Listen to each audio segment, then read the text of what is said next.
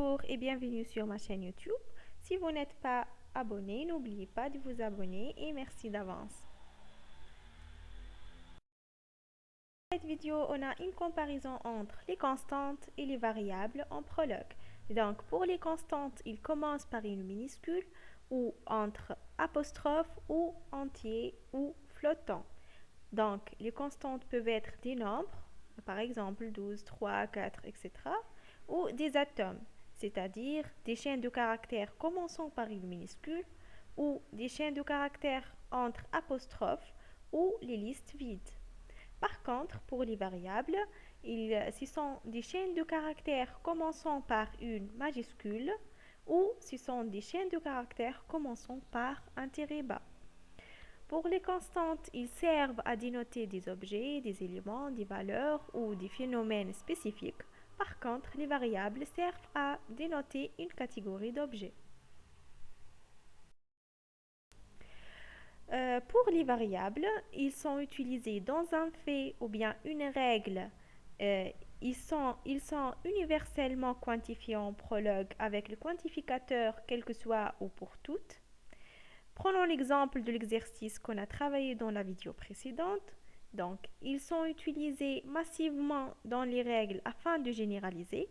Par exemple, quel que soit le x, il est le grand-père de quel que soit de y, si x est le père de z, et z est le père de y. Donc, les x et les y et z, ce sont des variables et ils sont dans ce cas universellement quantifiés.